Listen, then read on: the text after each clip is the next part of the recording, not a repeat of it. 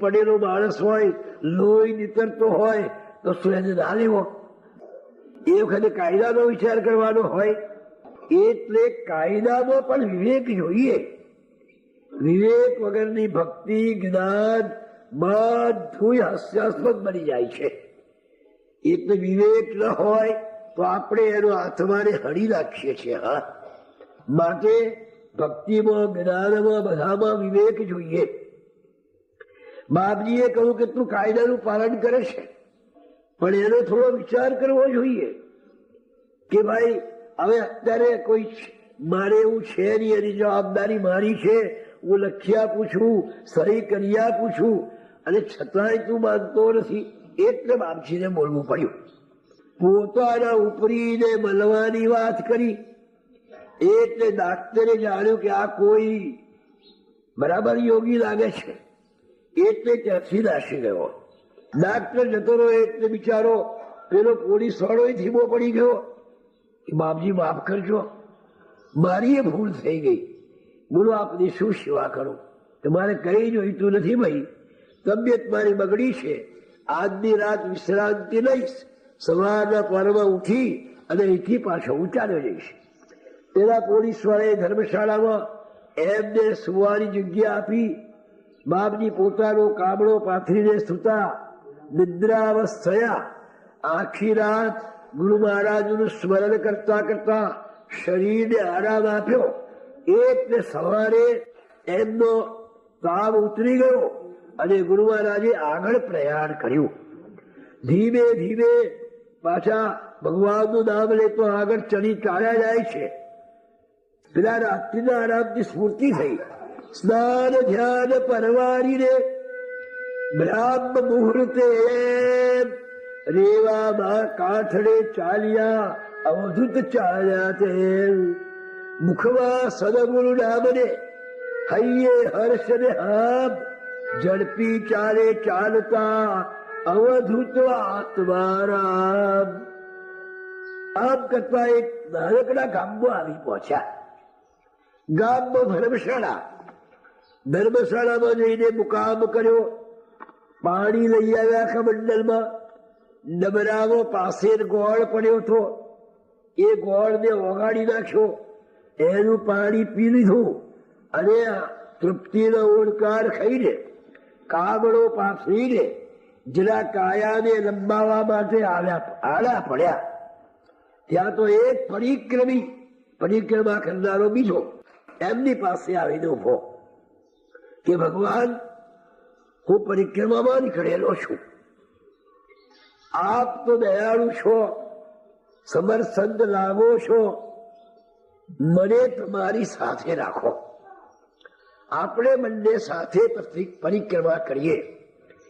મારાથી બનશે એટલી હું આપણી સેવા કરીશ, હું આપને કઈ ને કઈ ઉપયોગી થઈ પડીશ, માટે મને તમારી સાથે રાખો. બાપજીએ કહ્યું સેવા બેવા તો ઠીક આવે, પણ જો મારી રીત વિચિત્ર છે, હું કોઈ ખાતો નથી, ફક્ત ગોળના પાણી ઉપર જ રહું છું, મારી ચાલ ઝડપી છે, મારે 108 દિવસમાં પરિક્રમા પૂરી કરવાની છે, એટલે તું પાછળ નહીં જાય તો હું તારો કઈ સંગાત કેવા ઉભો ના રહું. મારી જોડે ચાલવાનું અનુકૂળ ફાવતું હોય તો તું મારી સાથે ચાલ. કે બાપજી મને ફાવશે, પણ મને તમારી સાથે રાખો. એનું નામ ખેમસિંગ હતું. પેલો ખેમસિંગ બાપજીની સાથે પરિક્રમા કરવા લાગ્યો. ગામડામાં જાય, કોઈ ગામમાં મુકામ કરે. બાપજીનું વ્યક્તિત્વ એવું હતું કે ગામ લોકો પસંદ થઈ જાય. જાત જાતનું ખાવા બોલાવે, બાપજી તો કશું ખાઈ નહીં, એટલે એને આપી દો. એટલે ખેમસિંગ ને મજા આવી ગઈ. ગામ લોકો જે ભોજન લાવે ખેમસિંગ ખાઈ જાય અને એનું મન પસંદ થઈ ગયું કે આ મહારાજની સાથે આટલું સુખ મળ્યું, ખાવા પીવાની લહેર છે. કારણ કે એ ખાતા નથી અને એમને લીધે લોકો ખાવાનું લાવે છે, આપણને મળે છે, એટલે સારી આવી. હવે આ પ્રવાસમાં ગુરુ મહારાજ ચાલે છે પરિક્રમામાં, ત્યારે આસન પ્રાણાયામ આ બધી યોગની ક્રિયાઓ એ પ્રાતઃ કાળમાં કરે છે. પેલો ખેમસિંહ કહે, બાપજી મને યોગની ક્રિયાઓ શીખવાડો ને, મને આસન પ્રાણાયામ આ બધું શીખવાડો ને.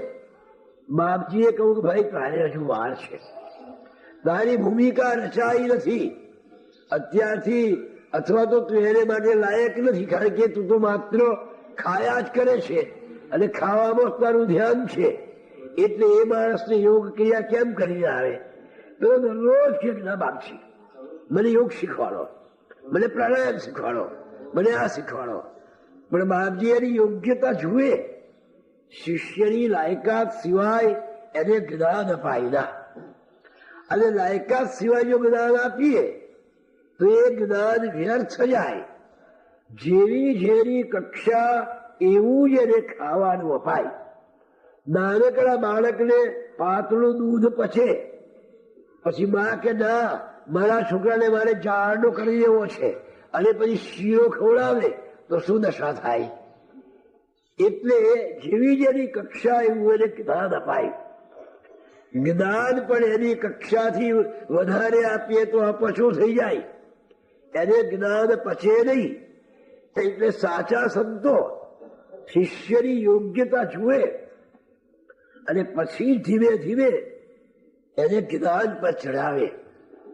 સ્વામી મહારાજે કેટલી કસોટી કર્યા પછી ગાળા મહારાજને ખેચરી વિદ્યા શીખવાડી અને જીહવા છેદન કરાયું, એકદમ નથી કરાયું, તેમ એની યોગ્યતા પ્રમાણે થાય. આ જરા યોગ્ય નતો, માત્ર ખાનારો નતો પરિક્રમામાં, એને કઈ બાજુ શીખવાડે. હવે બાપજી એમને પિત્ત પ્રકોપ હતો, એટલે પિત્ત ઉછળીને છાતીમાં વાગી જાય, એને લીધે દાહ થાય અને આવું દુઃખ થાય. એટલે યોગની ક્રિયામાં બ્રહ્મદાતળ છે.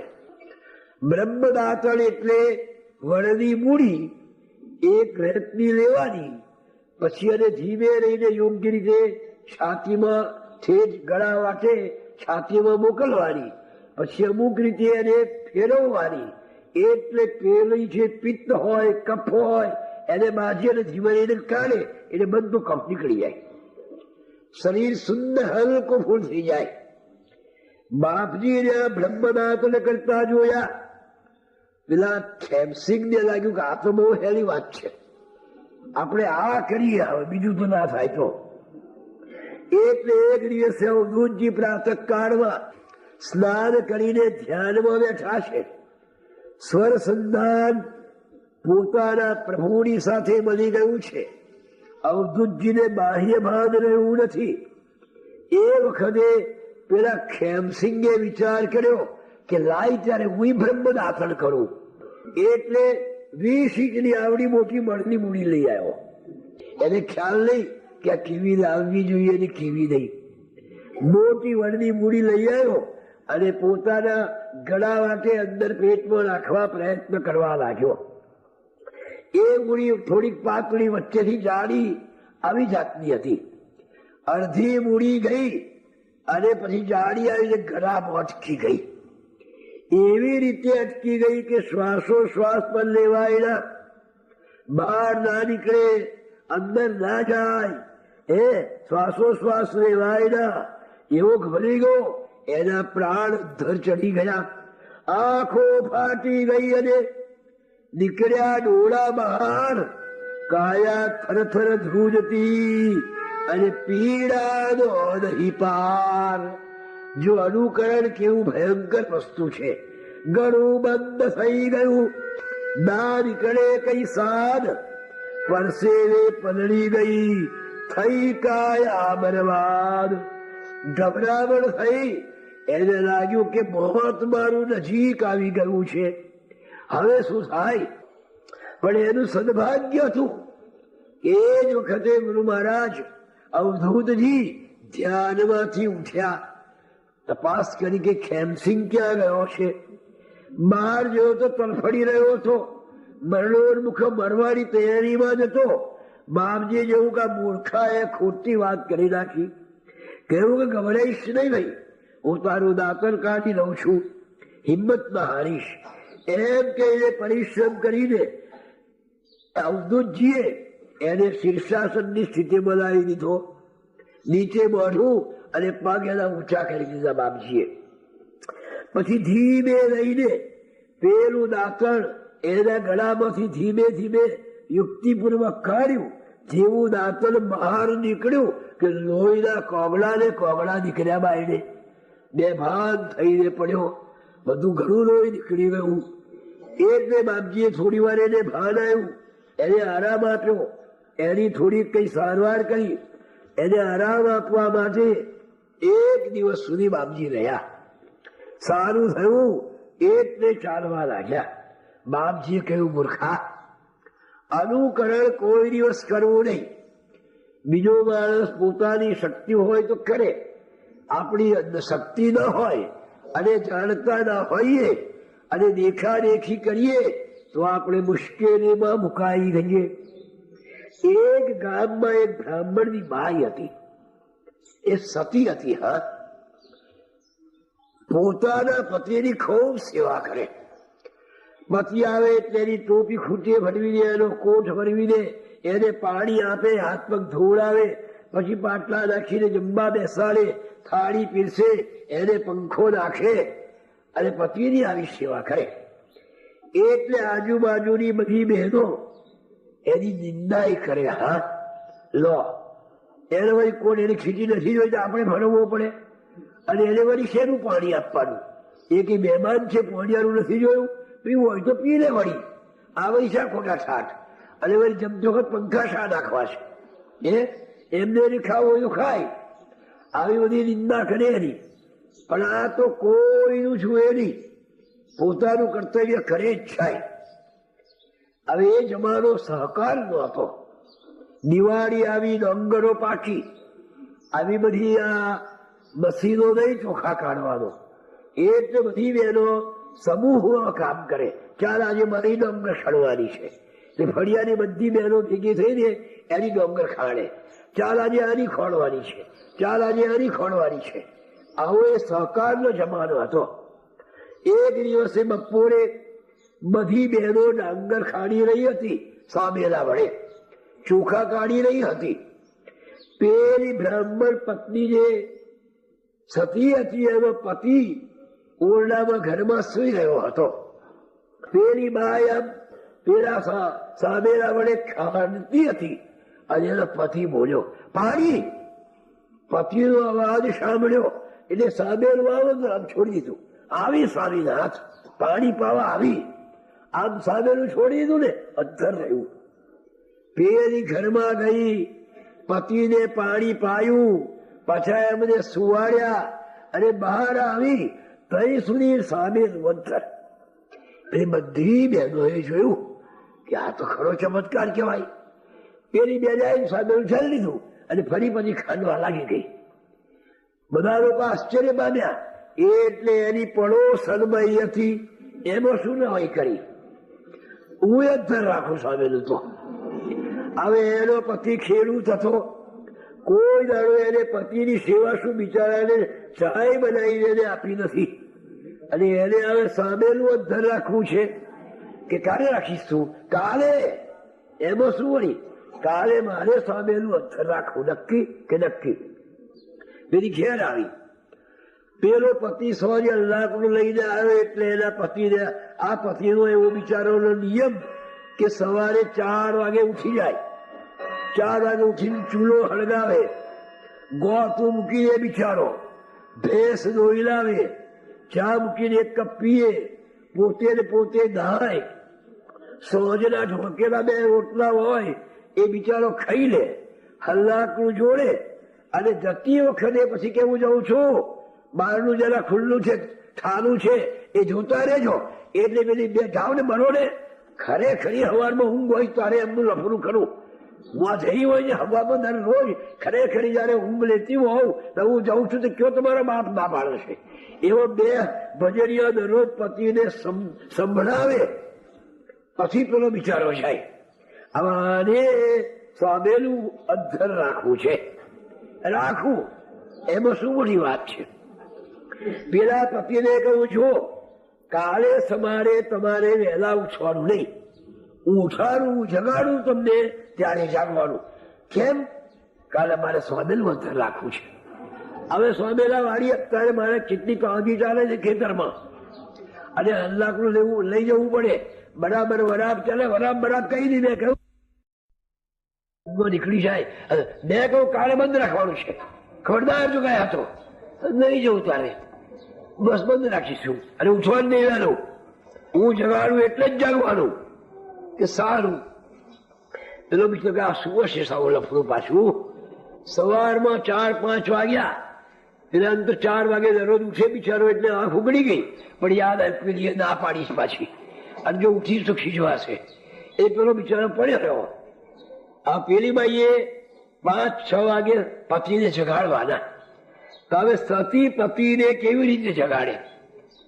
ચરણ ચાપી મૂછ મરડી, નાગડે નાગ જગાડ્યો, ઉઠને બળવંત કોઈ, બારણે બાળક આવ્યો.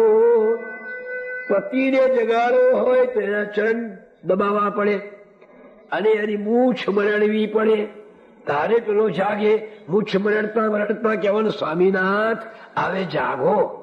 પણ પેલો મૂછ ના રાખતો હોય તો પછી પગ ચંપી કરવાની. એટલે પેલી તો વહેલી પેલા જિંદગી મેં એને પગ દબાયા નથી કોઈ દાડો, એટલે એને તો ખ્યાલે ના આવે. પેલી જઈ અને જ્યાં પગ ઉપર એમ દબાવ્યું, હું મારા બાપ ને કરતા જાગ્યો. શું છે? હું તો ચમક્યો બાપ, સુઈ રહો. હું કહું તારે જાગવાનું છે. તું હતી, હું જો મારા પગે હું પડ્યું, એટલે હું છું. જો હવે હું કહું તારે જાગવાનું કે સારું. પેલી એના પગ દબાવવા લાગી, અને પગ દબાવતા બહુ છે પેલું સાંભળેલું વાક્ય એટલે બોલી, સ્વામીનાથ પ્રાતઃકાળ થઈ ગયો છે, હવે જાગૃત થાવ. પણ પેલો સમજે તારે ઉઠે ને બિચારો. પેલો અભણ હતો, કોણ જાણે હું બબડે છે રાણ. ઉઠો ને કવિ સમજાતું નથી, એકદમ બાફો દળ થઈ ગયો. ફરી હોઈ જાઓ. અને હું બોલું એટલે ધીમે રહીને તમારે ઉભા થવાનું. પેલો બિચારો પાછો ફરી થઈ ગયો. એટલે પેલી એ પગ ચંપી કરતા સ્વામીનાથ પ્રાતઃકાળ થઈ ગયો છે, હવે જાગું છે. ઉઠો એમ મારી ઉઠ્યો. પેલો ઉઠ્યો એટલે બારણે પોટલી પર આસન પાથરી આપ્યું. હવે આપણે આસન શું કરવું છે નહીં, આસન પર બેસો. દાથર છૂંદી આપ્યું બિચારાને. અત્યાર સુધી કોઈ દાડો છૂંદ્યું નતું. ગરમ ઠંડુ પાણી લઈને ઉભી રહી, મોઢું ધોઈ નાખો. કે આ છે હું મારું બેટા સ્વામેલું, મોઢું ધોઈ નાખ્યું. જિંદગીમાં પહેલવાર કે એને વહુના હાથનો ચાનો કપ પીવાનો મળ્યો બિચારાને. પેલી ચા મૂકીને પછી ચા પી લો. હવે વાળામાં ધુંગા પાછળ સંદાસ કે તે જોડે આવું તો એવું જઈ આવીશ. પેલો સંદાસ જઈ આવ્યો. પેલીએ ગરમ પાણી બરાબર બનાવ્યું, તેલ લાવી વાડકીમાં, અને એના શરીરે લાવ ઘસી આપો. કેવું શરીર કરી નાખ્યું છે. જિંદગીમાં પેલે તો તેલ નહીં લગાડેલું. પેલું એમ કશે હવે રહેવા દે ને. હવે આપણે ધૂળમાં રહેવું ને ધૂપેલના હવા શું કરવા છે? ખેતી કરવી મારી તેલ શો? ના, કેવું શરીર કરી નાખ્યું. જુઓ ને બેલના કેટલા પોપડા છે બાપ. પેલી બરાબર શરીર ઘસીને ગરમ પાણી નવડાયો. નવો રૂમાલ હુકમ બગાડે છે. હવે આપણે ઘેર રૂમાલ સાફ, પેલા એ જિંદગીમાં રૂમાલથી શરીર લયેલું છેલું ભાઈ. એવું ઝાડું પંચ્યું ને રૂમાલ ને પંચ્યાનું પંચ્યું આમ પહેરી દે બિચારો. પેલે કેવું નહીં, રૂમાલથી શરીર લૂછો. શરીર લૂછાયું, ઝીણું પંચ્યું આપ્યું. પેલું કે રવા દે, આ તો બહારગામ જવાનું રાખ્યું છે. કોઈ ના આવી હાથ પહેરો. પણ શું છે આજે? મારે સ્વામેલું અંતર રાખવું છે. આ સારું છે શું સ્વામેલાનું? સારું. પેલા એ તો પાછું પહેર્યું ભાઈ પંચ્યું કે હવે બેસો, અને કઈ જવાનું ને હું બોલાવું તારે આવવાનું. પેલો કે છે આ છે શું? પણ પેલો ખેતરનો જીવ બિચારો, અને આજે ઘેર રહેવાનું થયું, એને એવી અકળામણ થાય છે કે આ શું છે. પેલો બેસી રહ્યો. પેલી બેન રસોઈ કરવા માંડી. સતી રસોઈ કરે તારે સરસ મજાનો ભજન ગાય, આનંદ કરે. એટલે આજે એને પણ દાળ ભાત શાક લાડુ બનાવવા છે, ભજીયા બનાવવા છે. એટલે રસોઈ બનાવતી જાય અને પછી ગગડતી જાય કે આજ મારે સોના સમોરે સૂરજ ઉગીયો એમ ગાતી જાય અને રસોઈ બની ગઈ. દાળ ભાત લાડુ શાક ભજીયા. સ્વામીનાથ જમવા પધારો. શું કહ્યું? કહી દેવા મરો એમ કઉ છું. સમજો ખાવા ચડો. આ જમવા પધારો. ક્યાં આવું? પેલી બે પાટલા મૂક્યા હમા હમી. જિંદગી બિચારો પાટલે બેઠો નથી. એ તો ઉધડક પહરામાં એમ જ ખાધેલું છે. પાટલા શું મેં કેવું બેસી જાઓ. સારું બેસી ગયો પેલો. બધું સાડી હું પીરશું. સતી પતિને જમાડે. પેલી લાડવાનો કકડો ભાગ્યો અને પેલા મોઢા પેલાને ખવડાવવા લાગી. પેલાને એવી ધાક લાગે કે જો કઈ વાંગળી ચકદઈ તો મને બે ઠોકી દેશે. આ બિચારો કે ભાઈ મને ખાવા દેવા કેટલા દાડે લાડવા ખાવાના મળ્યા છે. આ કોઈના લગ્નમાં છેલ્લે ખાધા હતા તે જ કે નહીં હું ખવડાવું છું. એટલે જો ખાવા પેલા ધાક લાગ્યા કરે કે જો આંગળું કઈ ચકદાયું તો ઉપાધિ કરશે. આ એટલે કે બસ 5 કોડિયા તું ખવડાય પછી હું ખાઈશ. તો કે સારું 5 કોડિયા ખવડાયા. પાછી બહીને વિચાર આવ્યો કે સતી તો પતિને પંખો નાખે. આવી શિયાળાની કડકડતી ટાળ હતી તો એ તો પંખો લઈને બેઠી અને હમ મારી નાખી મને ટાળ હોય. ના, સતી તો પંખો નાખે જ. તઈ વગર સો પણ મરી જઈશું. આ ટાળ તો જુઓ. ના અમારે પંખો નાખવાનો. પેલે બિચારે ખાધું એટલે ખાટલો પાથરી આપ્યો કે જુઓ આ સામે ઘડિયાળ છે કે આ 3 વાગે એટલે પાણી એવી તમે બૂમ પાડજો. હા તાર કે સારું. પેલો બિચારો સુઈ ગયો. આજે બિચારાને કેટલાય દાડે હોવાનું ઘેર મળે છે. સવારમાં તેલ ચોરીને નાયો છે. શરીર હલકું ફૂલ થયું છે. લાડવાનું ભારે ભોજન જમ્યો છે અને આવા સરસ ગાદલું નાખીને ખાટલામાં સૂતો છે ને પેલો ઘસઘસાટ ઊંઘી ગયો. 3 ને 5 થઈ 3:30 પણ હોય જાગે પેલો કે એમાં રાજ્યો ખૂટું. એને કહ્યું છે કે આ 3 વાગે પણ નહીં બળદ ઊંઘતો જ છે. એ ઘડી આવી પાણી હું પાણી આ કેટલા વાગ્યા? મને તો ઊંઘ આવી ગઈ. બે માથું મારી પોપેડા ઊંચી થતી નથી. ખાધું છે બરાબર એટલે છે. હવે શું થાય કે જો હવે આ 3:15 વાગે ને એ પાણી હો બોલજો. એટલે મહા મુસીબતે આંખો જેમ તેમ ઉઘાડી નાખી કે કારે 3:15 વાગે અને કારે હું આ લફડામાંથી છૂટું બાપ. 3:15 વાગ્યા એટલે પેલા એ પાણી કે આવી સ્વામીનાથ એમ કરીને આમ કરીને સાબેલું છોડ્યું. જેવું સાબેલું છોડ્યું ને સીધું એના નાક પર આવી ગયું. ભાઈ ધારદાર હતું ને નાક જ કપાઈ ગયું આખું. અનુકરણ એ મરણ છે. પેલી બાઈની તો શક્તિ હતી એટલે અનુકરણ કરતી હતી. પણ આ રીતે આપણે અનુકરણ કરીએ એ કેમ કરીને ચાલે? મને કોઈ દિવસ બીજાનું અનુકરણ કરવું નહીં. ભગવાન અવધૂતજીએ પેલા ખેમસિંહને સમજ પાડી કે અનુકરણ કરાય ના. હું યોગી છું ગમે તે ખરું. અને આ બ્રહ્મદાતર આ તો મરી જાત જવું જરાક મોડો ઉઠ્યો હોત તો તારો પ્રાણ નીકળી જાત કે પૈસા ભાવે નહીં કરવું એવું. એક દિવસ આરામ કરાવીને બંને પાછા આગળ ચાલ્યા. માતા નર્મદાને વંદન કરીને ઝટપટ ચાલવા લાગ્યા અને ત્યાં તો પહાડી પ્રદેશ આવી ગયો. વાંકી ચૂકી કેડીઓ ઉપર સરતા જાય. ભેખડ કોતર ઘાટ ને જટસર કરતા જાય. જંગલ ઝાડી ઝરલ ને નાના દવાડે આબીને ઓળંગતા ચાલ્યા જાતા છે. એમ કરતા કરતા ભેખડ વાળો પ્રદેશ આવ્યો. મોટી પથ્થરની ભેખડો અને એમાંથી કેડી જાય અને એ રસ્તે જવાનું. આગળ પેલો ખેમસિંહ ચાલે છે અને પાછળ અવધૂતજી ગુરુ મહારાજનું સ્મરણ કરતા કરતા ચાલે છે. ચારે બાજુ ભેખડો છે અતિ વિકરાળ. એમાં હિંસક પ્રાણીઓનો અવાજ આવ્યા કરે છે. ત્યાં તો કોણિયાની કેમ પેલી ભેખડોમાંથી મોટા ભયંકર જંગલી દશમશતા ત્રણ રીછડા દોડી આવ્યા સામ. ત્રણ મોટા મોટા રીછ સામે આવ્યા. અવધૂતજી તો પ્રભુના સ્મરણમાં નિમગ્ન હતા એટલે એમને રીછ જોયા નતા. ખેમસિંહ આગળ ચાલતો હતો અને જ્યાં રીછ જોયા અને એવી ભયંકર ચીસ પાડી કે મરી ગયા મારા બાપ. ત્રણ રીછો છે, નીચે ખીણ, ઉપર મોટી મોટી ભેખડો, કેવી રીતે બચીશું? ક્યાં સંતાઈશું? ક્યાં જઈશું? ભયથી મયે બની ગયો. એટલે ચીસ પાડી ઉઠ્યો એ મરી ગયો. એટલે અવધૂતજીનું જે ધ્યાન સ્મરણમાં હતું એ આંખ ઉગાડી અને જોયું, પરિસ્થિતિ સમજી ગયા કે સામે પેલા રીછ દેખાય છે. એ જોઈને ખેમસિંહ ગભરાઈ ગયો છે. એટલે કહ્યું, બાપજી ભાગો, અવધૂત ભાગો, નહીં તો આ ત્રણેય રીછ આપણો કોર્યો કરી જશે. એટલે અવધૂતજી કહ્યું, બોલીશ ના, બકબક કરીશ ના, દોડાદોડ કરીશ ના, તું મારી પાછળ ભરાઈ જા.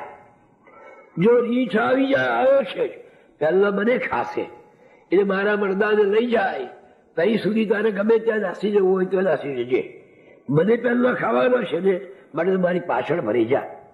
અવધૂતના વચન સાંભળીને ધ્રુજતો ભયનો માર્યો પેલો ખેમસિંહ બાપજીની પાછળ સંતાઈ ગયો. અને ત્યાં તો સામે ત્રણ રીછ આવીને ઉભા. હવે અવધૂતની નિર્ભય થઈ લાકડી ઠોકી એમ સ્થિર દ્રષ્ટિ રીછો ઉપર ઠેરવી ઉભા તેમ. ત્રણ મોટા મોટા ભયંકર રીછો જે માનવનો કોળિયો કરી જાય, સામે ત્રણ ઉભા છે. એની સામે દ્રષ્ટિ સ્થિર કરી અને લાકડી ઠોકીને ગુરુદેવ દત્ત એમ બોલીને ઉભા રહ્યા. સુરી ગર્જના દત્તની ત્રણે રીછ તેવાર નતમસ્તક કરી રંગને વંદી રહ્યા ક્ષણવાર. પેલા ત્રણેય રીછા અવધૂતજીને વંદી રહ્યા છે. વંદન કરી અવધૂતને પીઠ ફેરવી તુરત બેકડ પાછળ ક્ષણમહી થઈ ગયા અમૂર્ત. પેલા ત્રણેય રીછ આ પ્રમાણે અવધૂતજીને વંદન કરીને ભેખડની પાછળ ક્યાંય અદ્રશ્ય થઈ ગયો. જાણે કે કોઈ ત્રણ દેવો રીછ સ્વરૂપ લઈને અવધૂતના દર્શન કરવાના આવ્યા હોય કે દર્શન કરી જરાય થોભ્યા વિના ત્યાંથી ચાલ્યા ગયા. આ ખેમસિંહે જોયું અને આશ્ચર્ય પામી ગયો કે આ રીછના તો છોડે કોઈને, અને આ તો નમીને જતા રહ્યા. કારણ કે અવધૂતજીની આંખમાં સમદર્શી હતા એટલે સર્વમાં એને ભગવાનના દર્શન થતા હતા. સંતની દ્રષ્ટિ વિશ્વમાં પેખે પ્રભુને આમ, તેથી સંતને વિશ્વ પ્રભુમય લાગે તમામ. એની દ્રષ્ટિમાં બધા મારા ભગવાન છે એટલે કોઈ આ રીછ જેવું લાગે જ ના. સમદર્શી હતા ગુરુ મહારાજ. પરિક્રમામાં આ પ્રમાણે અનેક લીલાઓ કરતા કરતા ખેમસિંહની સાથે ચાલ્યા કરે છે. અવધૂતજી ઘણું કરીને પોતાનું બધું કાર્ય પોતે જ કરતા, પણ કોઈ વખત શરીરમાં જ્વર હોય ત્યારે ખેમસિંહ પાણી લઈ આવે. એવું કઈ કરે, ચૂલો તેમને હલગાવવાનો હતો જ નહીં, કારણ કે એ તો ગોળનું પાણી જ પીતા હતા. પણ ખેમસિંહને મજા આવી ગઈ. પણ એક દિવસે ખેમસિંહને અહંકાર આવ્યો કે આ બ્રહ્મચારી જો ના હોત ને તો કાનના ખલાસ થઈ ગયા હોત. પરિક્રમા રખડી ગઈ હોત એમની. પણ એમને તાવ આવે તારે પાણી હું લઈ આપું છું, એમને ગોળનું પાણી હું બનાવી આપું છું, લાકડા ભિક્ષા લાવીને હું તપાડું છું. એ ઉડા હોત તો એ રખડી ગયા હોત. આવો ખેમસિંહ અહંકારનો વિચાર કરે છે. ભગવાનને અહંકાર જરાય ગમે નહીં. અવધૂત તો અંતર્યામી હતા. ખેમસિંહનું અભિમાન સમજી ગયા હવે એનો ગર્વ દૂર કરવો જોઈએ. એટલે અવધૂતજીએ કહ્યું કે ખેમશીદ, હવે એક વાત તને કહું, આજથી આપણે બે છૂટા પડીએ. કેમ ભગવાન? બસ તું કહેતો આગળ જતો રે કે મને આગળ જવા દે, પણ આપણે હવે જોડે ચાલવું નથી. અરે બાપજી, તમારા શરીરમાં તાવ છે, તમારું શરીર કૃશ થઈ ગયું છે, હું નહીં હોય તો તમને કોણ સેવા કરશે, કોણ સંભાળ રાખશે? મારે કઈ જોઈતું નથી. હવે એક વાત નક્કી કે તું ચાલ્યો જા કે હું ચાલ્યો જાઉં, મારી સાથે હવે તું જોઈએ ના. તું મારી ચિંતા ના કરીશ, મને કશું થવાનું નથી. ખેમસિંહ સમજી ગયો કે અવધૂતનો નિર્ણય અફર છે, એટલે બિચારો આગળ ચાલ્યો. આગળ જઈને જે ગામમાં ગયો એ ગામમાં એને કોઈએ ભિક્ષા જ ના આપી, કોઈએ સુવા જ ના દીધો.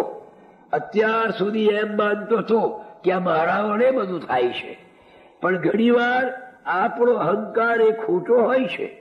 આપણે એમ માનીએ કે હું છે ને એટલે આ બધું થાય છે, પણ હું ના હોય તો શું થશે કોણ જાણે. અરે ભાઈ, તું ના હોય તો વધારે સુખી થાય. આપણે એવો અહંકાર રાખીએ છીએ કે આ કુટુંબમાં હું છું ને